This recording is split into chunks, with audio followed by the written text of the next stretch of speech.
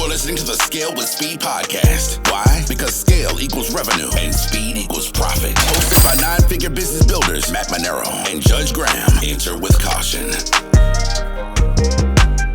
Welcome to the Scale with Speed podcast. I am Judge Graham. I'm Matt Monero. With my business partner, Matt. Don't leave me hanging. Ooh, sorry, I was putting my cigar in my mouth. Sorry, buddy.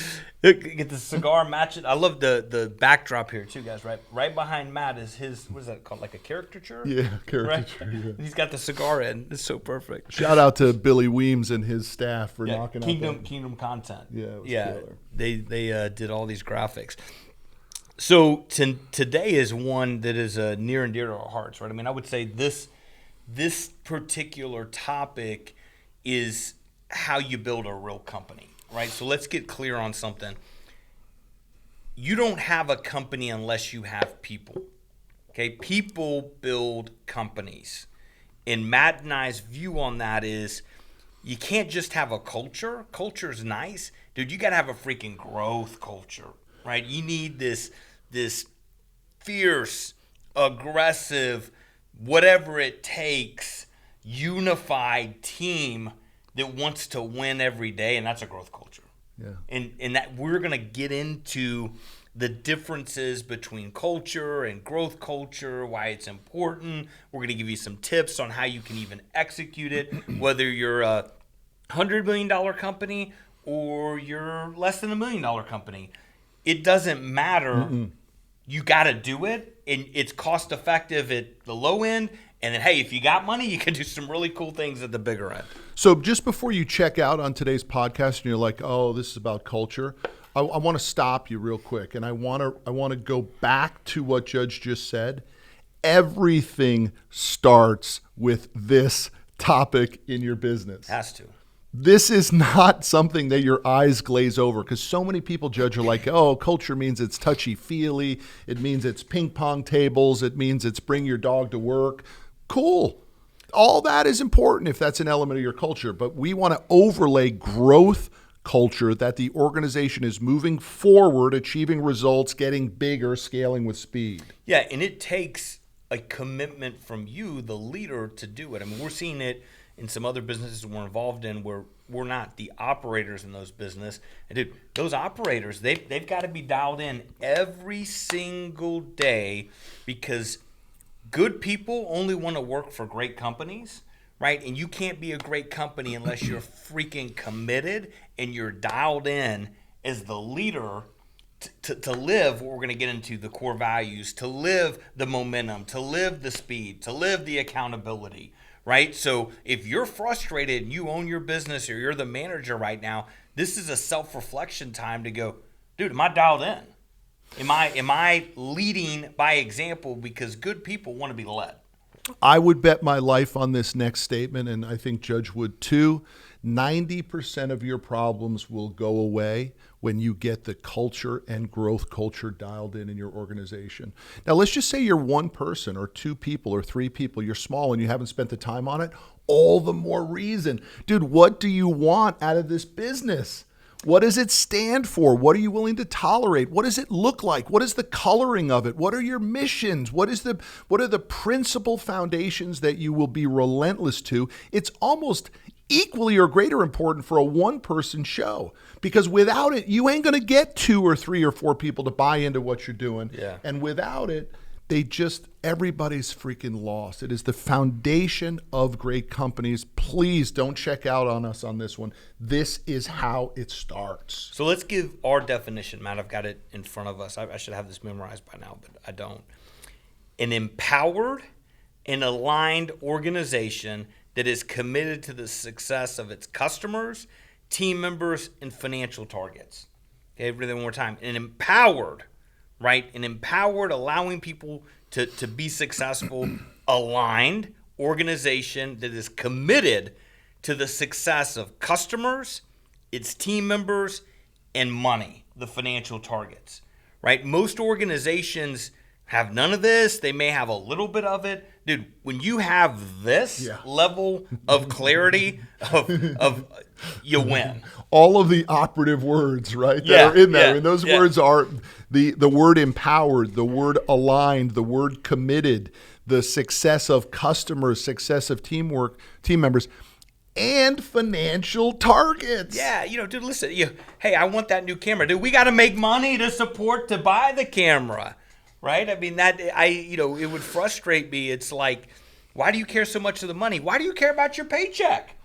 Like, we got to make freaking money to pay people, right? You understand that concept, right? The reason your company isn't growing is because you don't have clear financial targets. Yeah, that you're empowering people, you're holding them accountable, you're measuring it, and you're optimizing it. So viable, so valuable. So a couple quick stats we're going to give, because I love stats. 87% of employees are unhappy and not motivated. These are real stats. Now, again, this is probably more at scale, right? So, if you're going, dude, I've got, 3 people and everybody's happy, then this is probably a little off. But if you get 15, 20 plus 30, 100 people, 87% are unhappy and not motivated. Mm-hmm. It's a real stat. 31 hours per week that people are not being productive. It's 40 hours in the week anyway. Yeah, dude, that goes back to the lack of alignment, commitment, accountability. 63% not engaged. I don't give a fuck that I'm here. Let me hide and get behind Facebook. I'm building my side business on the side. I'm doing whatever. It's just a job. I need to work my 7 hours a week. Right? Nine. I don't care, right? So the thing is, and Matt and I do this at Burn the Ships, dude, you've got freaking walking zombies. People just don't care about the organization. And more importantly, it's toxic. There's toxicity that's brewing because you haven't built not just culture, but this growth culture. I mean, this is weird to be talking about this because we have Ramsey and Z in the studio with us, and you guys are, you guys are saying one of two things in total transparency. You're saying Matt and Judge are full of shit, or you're saying, no, I actually see what they're saying. So we have those mics fired up. Ooh, on the spot. Why don't you guys tell the truth about whether or not you agree, whether it's at Commercial Fleet, this company, or other companies, with the stats that we just threw out, that most people dog it and most people are not engaged and most people just look at their job as a job for the paycheck. What do you guys think about that? Is it just a job is the question. So I would think some people may go through flow through life. I mean, I'm not saying personally, I'm just saying maybe. I've worked in the past with professional development companies, and yes, there are companies where they send employees because, hey, these guys just aren't great with people skills. They don't know how to communicate. They don't want to be there. So yes, I think it does exist a lot in the businesses. I'm not saying it's here at CFF, so definitely Careful. Going on the record. But, what's so funny is that I'm not the one that makes that decision for either of you guys, right? You guys need to understand that. I mean, Troy is totally empowered to decide whether you're engaged and productive and all that sort of stuff. It doesn't make it to my desk anymore, right? Mm-hmm. So you're somewhat protected in here because your boss isn't hearing it. But the most important part is that, you're not going to listen to a podcast where we ask you guys whether or not what we're telling is something that you believe in or not. So Ramsey, what you're saying is that, yes, you've worked in environments where what we're talking about is true. The question is, what did it do for you? Like, not the 67% who's disconnected, Judge, but the 33% who is engaged, right? I mean, one bad apple spoils the bunch. Did it feel like that to you when you were empowered and wanting to do the good job, and then this coworker is just sort of like, hey, why are you working so hard, man? What are you doing? Do you have an experience with that? Well, there's a statistic I learned about in my last job where it's like everyone in all your employees are in a boat, and there's 20% that are engaged. There are 80% that are somewhat engaged, and then there's the last 20% that are disengaged. That was 120% though, by the way, right? Oh yeah, no, sorry, 60%. 60. Thank you. 20, 60, 20. Gotcha. All right, so I'm bad with math.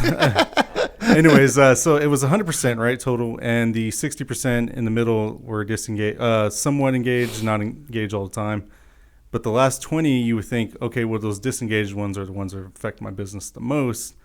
But the study found that the ones that really hurt your business are the ones that are kind of somewhat engaged and just, but not engaged all the way, because those are the ones. Yeah, that they're like drunk drivers. Yeah. Right? I mean, you'd rather just have the drunk guy in the corner. He can't do anything. You got the problem with the guy that's drunk and gets behind the wheel. Right? Yeah. So, Yeah, they're like, Oh my there's God, that's true. there's the cop. Oh, okay, I'm good. I could text and yeah, I can drive and drink and whatever. So that's what I've learned, that you want to be part of the ones who are always engaged, the ones who are rowing the boat, and not the ones who are just rowing the boat when the boss is looking. Yeah, So. when you want to be in an environment, listen, I can't personally.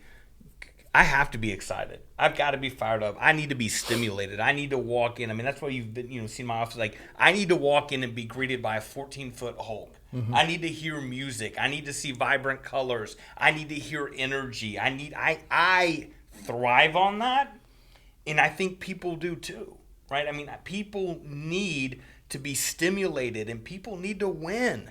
Dude, when you freaking win, and we're pressing on a couple of our companies, you get those wins back to back to back, and your plate is so full of tasks that you have to complete, and you understand that by completing that, you're helping the broader team win. Dude, it changes everything.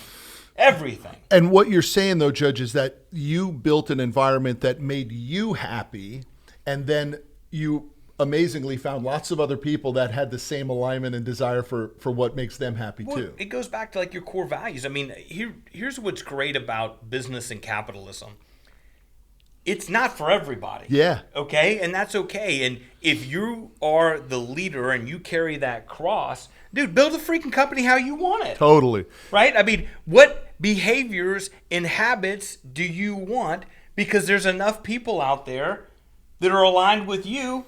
Fucking be happy. That's what I was trying to say earlier. I didn't get it outright, but that's what I was trying to say. Dude, if you're a one-person show, build it the way you want to build it. Dude, right? Like, if you want it, aggressive, loud, crazy, speed, I'm referencing me. I mean, then build the freaking culture that way. Totally. Build it the way you want it to play out, and there's lots of people who come and join you. Yeah, it's great. I am actually working with Provider Science, which is a client at RP1, and I'm helping them with culture and consulting and everything. And they sent vinyls. They're doing the core values, right? And the president asked me today, she said, here's the first pass. What do you think about them? And they're very soft, right? Very sophisticated, very clean. And I said, it's your office. Like, what feeling do you want? Because that feeling, you're going to walk in, it's going to be very calm. It's going to be very buttoned up, not eclectic, very professional, all continuity. Looks great. If that's what you're going for, home run. But if you're going for, I want freaking killers to come in here and fucking hunt and kill and blood, then we're not there. Yeah. But that's a decision of what kind of environment do you want. Yeah. Z, you want to throw in any commentary? Your mic is hot. No, it's not. He did that on purpose. Z, you just have it there for looks. You didn't make it hot. It's gold. It's matching everything. That's funny. You should get a picture of Z. He's got Z, the that is Ferrari hat on awesome. today and a gold Got watch. the gold belt buckle, and he put Gold the gold glasses. mic in front of him. Oh, Z, that's great. I'm excited we got the Sures, though. They make a big difference. Well, there's one thing I want to mention is that there's two things that I tell myself every day I walk into this company is that always bring value and don't wait for Monero's ass. Oh, that's great. You got to press him. You got to press. Right? Nah, that's great, man. I mean, that's what you want, though, right? I mean, that's what you want. All right, that's cool, Z and Ramsey. Thank you guys for having sure. the courage to jump on in. Jump in anytime you want, y'all, if you got some perspective. Judge, when we're talking about growth culture, which is an episode of Scale with Speed that we did on the 7 Deadly Habits, Yep. this is people should go back and listen to the 7 Deadly Habits of Business so that you can give yourself a check on whether or not those 7 things are happening in your organization, because they will destruct it. But it is part of our burn the ships mantra when we talk about creating a growth culture. The 7 Deadly Habits is a big part of it. So let's go through some other stuff, Big Guy, on what do you bring it to life? Yes. Yeah, first and foremost, and I think we did an episode on core values, right? Have we done that? Not yet. Okay, we're going to. I'm assuming, Totally. but a part of that is core values, right? What are the behaviors, the habits, the things that you want to build the organization around, and then how do you bring that to life, visually? So, if you're here looking at CFF, it's just amazing facility, right? You've brought to life through vinyls and physical elements your core values. Right, and so we did the same thing at SQ1. Like, fearless was a core value. We had a 14-foot Hulk statue that brought that to life. Right, I've worked with smaller companies that said, "Hey, innovation is a big thing for us." Well, dude, we went and bought 4 70-inch monitors, the cheap ones. They were like $1,000 each. Right, and then connected all their software and their analytics to it, put some bean bags in a room, and made it the innovation room. Yeah. Right, like, you've got to provide an environment that exudes what you're trying to do. You can't say you're innovative if you don't have any innovative shit. Yeah, and it starts foundationally, right? And then it's a little bit. I have no great example because this idea just sort of popped into my head. But if you were to lay out. Maybe people think this is a bad example because I'm referring to employees in the same thing as dogs. But if you laid out a smorgasbord of dog toys, right? The dog is going to test those toys, and then they're not even going to know that they were there. You didn't bring them up, right? You just laid them out. Sooner, the dog's going to test it, and they're going to gravitate to the toys that they like. The same thing happens when you bring your culture to life. Like, for example, in our TVs here, amazingly, we didn't make a big fanfare of what happens on the TVs and what that is being displayed. But guess what? They figured it out.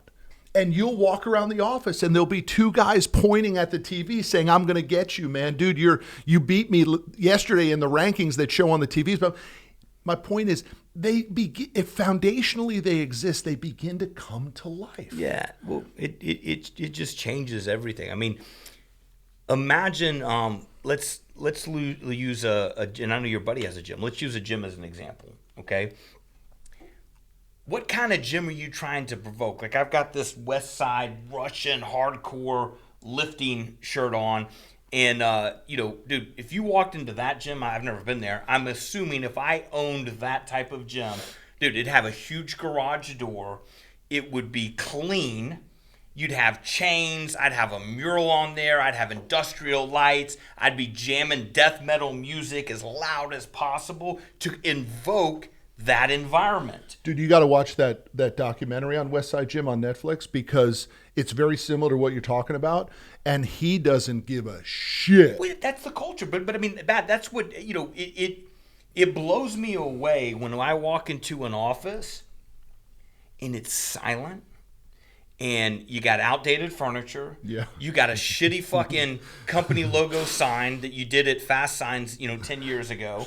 Or a banner. Yeah, or a banner, right? And you got broken chairs, and you've got cubicles, and you've got old school monitor. Like, what are we doing here? Yeah, but like, dude, do you want to fucking win? No, dude, you don't, because you're so handicapped You're with scared. cash. You're afraid. And all of those things become reflective moments of, dude, if all you can afford is to put up a banner, you got fucking problems in your office, man. Well, we're talking about, some of the companies we're invested in, and we're starting to move up the food chain. Listen, dude, your website is a reflection of your company and your culture. Yeah.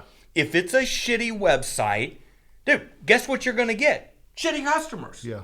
Okay? And if you get the opportunity to get a good customer and they come to the office and these people spend money and you're handing them out, dollar breakfast burritos from McDonald's, you lost. Yeah. That's not the culture that you need to build. So if anybody's in Dallas, I'd love you to come by our office here at Commercial Fleet. But in our conference room, we have a old military motorcycle with awesome a sidecar, looking. right? Yeah.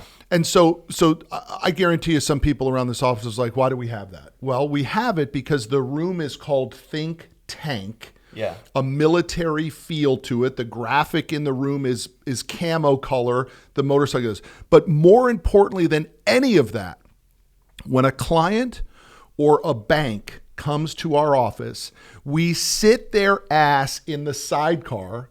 They shoot the little machine gun that's in front of it, and they put the old school metal helmet on, yeah. and we take a picture of them in it, and then we print the picture and we put it in a frame and we send it to them. It's amazing. And they put it in their office, and everybody in their office who walks in is like, what the fuck is what are you? You're not gonna believe it. I went to this company in Texas. Fucking guy's got a military motorcycle with a. They put me in the. I didn't even have a chance to say no. And next thing I know, they're taking my picture. Dude, you got to bring the place to life. Bring it to life. So you may be thinking, I can't afford a $20,000 motorcycle or whatever. Here's some ideas that are cost effective. Visually update your space to reflect the core values. And Matt says this all the time. You've got 3 people in 800 square feet. Throw a freaking pizza party with the employees. Go to Lowe's. Spend $100 on paint. Yep. Okay. Get creative. Get some stencils. Paint the place. Put the core values on the wall. Right. Steam clean the carpet. Clean it. Yeah, dude, it frustrates the hell out of me going to an office that is not clean. It costs nothing to clean your office. Clean the office. Make it inviting. Those team members spend more time there than they do at home. Pay your kid $8 an hour to go up to your office on And clean Sunday it. and scrub the damn toilets. Clean it. Create an environment that want to keep people in the office. Right? Now, examples that I've done before, and I know Matt's doing, dude, we bought treadmill desk. Those things were so, we had, like 8 of them maybe at one time. They were so used, it had its own calendar block that you had to block them. But they had desk on it, people could work, right? We had a yoga room. We provided meals every day. We allowed dogs in. We wanted to create an environment. As we had more mothers, we had a maternity room. I mean, dude, you need to create an environment where people can win and that want to stay in the environment, right? We did our CFO did a P&L. We used to bring in catered breakfast and lunch, and then depending on who was there at night, dinners, dude, almost every day. And we did the analysis of, okay, you got, hundreds of people, they all leave and they go to Chili's or whatever for an hour and a half lunch, have a beer or whatever. Dude, that hour and a half, if I could have them working, right, they take a 30 minutes lunch because they're eating at their desk, and I get that hour back across 300 people. Dude, the cost was insignificant. Yeah. I mean, we do the boot camp here. It costs us $120 a week to do a Monday, Wednesday, Thursday boot camp. We bring in a personal trainer. We work out in the parking lot for 30 minutes. It's $480 a month, so it's about $6,000 a year. Do you think is that a pretty good investment? $6,000 a year for people to get back in shape, to feel good about themselves, to break up their day? Yeah, people say, listen, I work at this amazing company every day. They bring in a trainer that allows me that I don't have to get up at 4 o'clock in the morning. Yeah. I'm in an environment of culture. I can take my kids to school, get to work, get my workout in. I don't have to pack gym clothes to go to some shitty gym and, not get home till 8 o'clock at night. Like, dude, it's a huge, that piece right there that Matt did is a phenomenal added value to create a culture of great people that want to work at a great company because you solved a problem. Yeah. That's something that drew me here a lot to CFF, is because in my last company, I used my own MacBook and I had to use everything. I didn't have anything given to me. I had no amenities, that was it. So, when I was like, all right, let's make the move to Dallas, Troy got in contact with me and brought me here. This was before this brand new office was opening up. It was really nice. And he just mentioned some small things to me. It was like, oh, we get free Parks coffee in the morning. I'm like, I don't drink coffee, but I think I may start drinking coffee. Yeah, it's free. Like, it's free. And I do. I start drinking coffee now, and it's like it helps me in my day. I like look forward to it in the morning, and I'm like, I want to get some coffee. I got some creamers. There's a water purifier machine. I'm like, I love. I It's can the best drink. water I can you've drink ever from had. tap all day. I mean, it doesn't matter to me. I'm not But picky. that water is But the that best water is water so you've ever good. tasted in your life, isn't it? Yes, it is. It's the good stuff. I mean, I can get stuff from the fridge. It doesn't matter, but Yeah. it is so tasty. And then, yeah, there's just so many things. There's a culture here. There's the values. Seeing that printed on the wall as soon as I came in. Before it was bigger now. Yeah. It was just small right there on the wall. It was still very, very good to see that. Yeah. And I remember thinking that like this is it. And full disclosure, there was a company that was trying to recruit me as well. And it was like exactly what Joe was just saying. Carpets are dirty.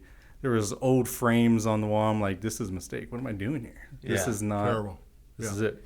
So And so easily fixed. yes. So let's. So thanks for recognizing that. Dude. Yeah, let's end on this, and Matt, unless you want to, you have more. I mean, dude, it's important. It's critically important that you're creating an environment that people want to win in, and it doesn't have to cost a lot, right? There's a quote from CEO of Zappos that I know we both love. Our number one priority is company culture.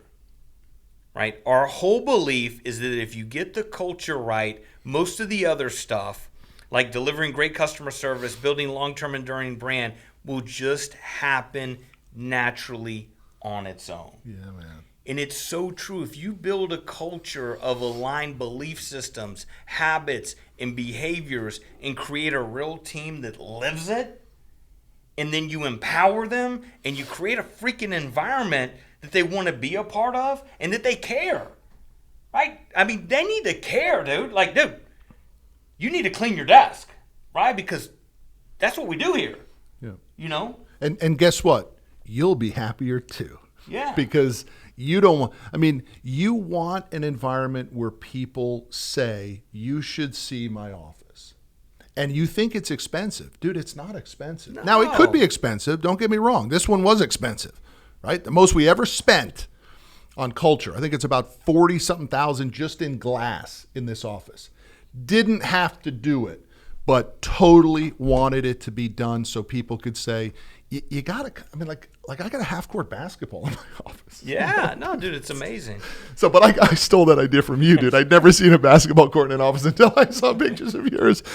So, look, this is, by the way, at the boot camp, Burn the Ships boot camp. This is one of the biggest takeaways that our attendees. And we spend a lot of time. We do. We spend hours, couple hours on this topic, and we build out For you. your core values. Not only your core values, how do you bring them to life? Yeah. What's relevant to your culture? I mean, that's the amazing thing about Burn the Ships, right? It's not this generic. It's your plan, your culture, your core values. Right.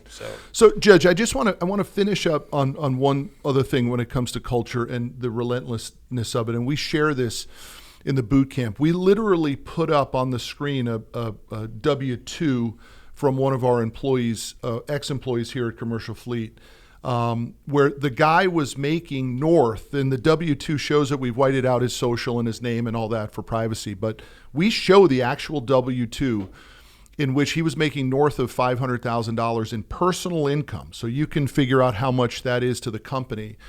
And we parted ways because he just would not come on board with the culture. yeah, no. It was probably one of the best decisions you've ever done, because then the other people that were aligned go, dude, this is They let that guy go? Well, not only did they let that guy go, but this means something. This is for real. Like, this isn't shit on a wall. This is how we do it here. Because once you do it, you will be tested, especially if you do it after the fact. Yeah. That's why if we can help you in your startup phase, or you're just getting going and you're small before you're scaling with speed, get this shit right, because it's much harder to do afterwards, right? Yeah, you will be tested. But you will be tested on your relentlessness to the culture sooner or later, and maybe multiple times. And you're going to have to do it. And that's one of the things that we try to give that ultimate layer of transparency at Burn the Ships, where we go so far as to show you this guy's W-2. privately, but we show you the actual numbers to say, this is an example of a $500,000 decision that proves relentlessness to the value system and the culture of your company. So It's amazing. it's awesome. We could spend days on this topic, but we ain't. We only spend it. Z, what's our timeline on this one? What are we, 30 minutes in? 30. So we're 30 minutes in, and we're going to leave you with that today, because I hope you're coming away from today's podcast and you're saying, I gotta get a handle on this thing called culture. Go paint the damn walls, clean the office. Go steam clean the carpets. Yeah. I mean, really. Walk in, like when you walk into your current environment, are you happy? Even if it's your home office, does it motivate you? Does it inspire you? Does it make you better? Can you get better in your environment? If the answer is no, fix it. Fix it now. All right, buddy. As you always say, make it happen. We'll see y'all down the road. Take care, everybody. Make it happen. You are listening to the Scale with Speed podcast. Why? Because scale equals revenue and speed equals profit. Hosted by 9-figure business builders Matt Manero and Judge Graham. Enter with caution.